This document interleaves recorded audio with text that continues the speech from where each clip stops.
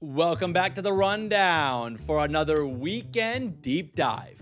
Today, we are talking about 7-Eleven. The iconic convenience store is owned by a Japanese conglomerate and was on the verge of being acquired for $47 billion by a Canadian company, but that deal just fell apart. And the reasons why say a lot about Japanese corporate culture and why foreign investors keep striking out. So that got me asking a lot of questions, like how did 7-Eleven even go from a store in Dallas to taking over Japan? And what makes 7-Eleven so different in Japan? And why are foreign companies rushing to buy it? We got a great one for you today.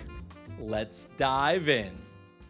This might come as a surprise to a lot of Americans, but 7-Eleven isn't an American company anymore. The store started in Dallas, Texas about 100 years ago under a different name, primarily selling blocks of ice to people that didn't have refrigeration back then. They eventually expanded to be a full-on convenience store, changing their name to 7-Eleven in the 40s to reflect their hours of operation from 7 a.m. to 11 p.m., which at the time was a pretty big deal. But by the 1980s, the business was struggling. Competition in the US was brutal, debt was piling up, and the company was losing money. But while the store struggled in the US, across the Pacific in Japan, it was a totally different story. A Japanese retail company called Ito Yokado had licensed the 7-Eleven brand in 1974 and opened their first store in Tokyo. And that store crushed it. It was smaller, it was cleaner, it was better stacked with goods. And over time, the store became woven into daily Japanese life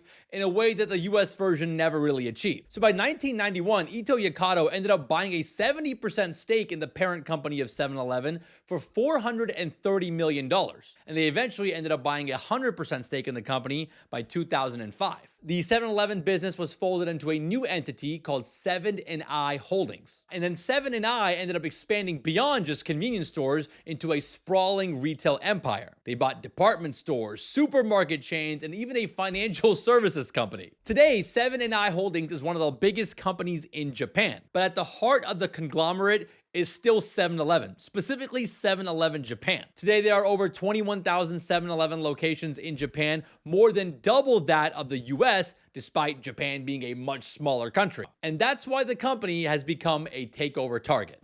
So that brings us to Couche-Tard. They are a Canadian retail giant that operates Circle K. In fact, they're one of the largest convenience store operators in the world, running nearly 17,000 stores across 31 countries. And Couche-Tard has been buying up regional convenience store chains for decades now. They're essentially trying to take over the convenience store industry piece by piece. So when they looked at 7&I, they couldn't help but make an offer. Last year, Couche-Tard made a $47 billion offer to acquire 7&I. And Couche-Tard's vision for this deal wasn't just about scale, it was also about synergies. Couche-Tard said they would bring their operational efficiencies to 7-Eleven's struggling North American business, and then in return, they'd gain access to Japan's innovations, like the fresh food and the advanced inventory systems, and incorporate that into Couche-Tard's global network of stores. They saw the deal as a win-win for all sides, and it would have created a convenience store empire spanning every major market on the planet. There was just one problem, though, a problem that a lot of foreign companies run into in Japan.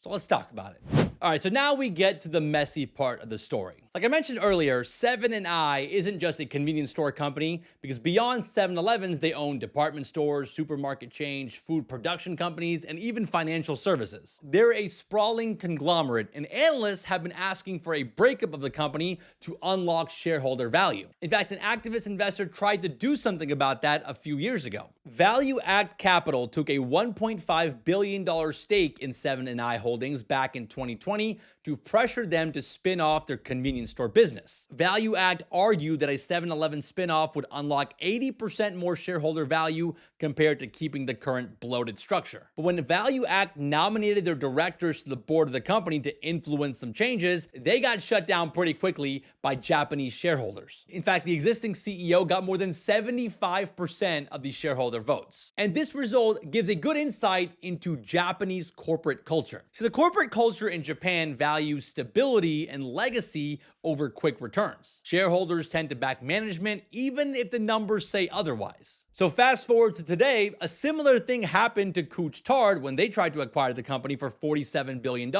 According to Couche-Tard, Seven & I's leadership basically stonewalled them for a year. Couche-Tard said that meetings with Seven & I's executives were superficial and that they barely engaged. And Couche-Tard tried everything to make the deal work. They offered just to buy the international business. They also offered a termination fee worth over $1.6 billion in case this deal got blocked by antitrust regulators. And they even proposed just taking a 40% stake in the Japanese business. But Seven & I's board never took those offers seriously. In fact, it seems like they were never going to say yes to any kind of deal, because the Japanese company was protecting their way of doing business from being influenced by foreign investors. So after a year of trying, Couche-Tard has thrown in the towel and the deal is officially off.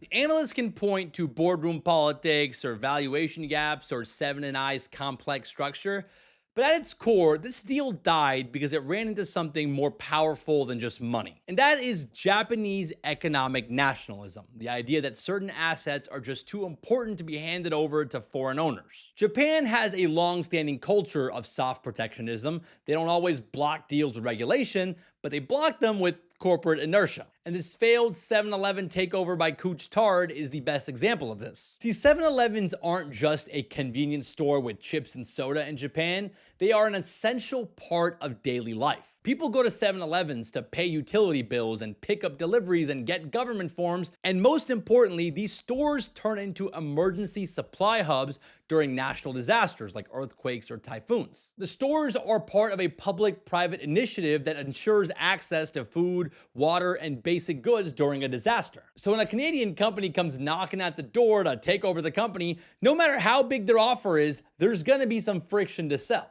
And what makes this so interesting is that the current CEO of Seven & I is an American. His name is Stephen Dawkins, and he has a Japanese mother and American father. In fact, he grew up in the States working at his dad's 7-Eleven as a teenager. That's something that me and Stephen have in common. So yeah, I just find it interesting that the guy who helped kill the Couche-Tard deal literally grew up in both cultures. So if anyone understands what was at stake, it was him. But because Seven & I has backed out of this deal, there's going to be enormous pressures on management to prove they made the right decision. Maybe at some point, Japanese shareholders might become frustrated and the company might be targeted again by Couche-Tard or another foreign company. So while the deal might be off for now, don't be surprised if another company tries to make a move.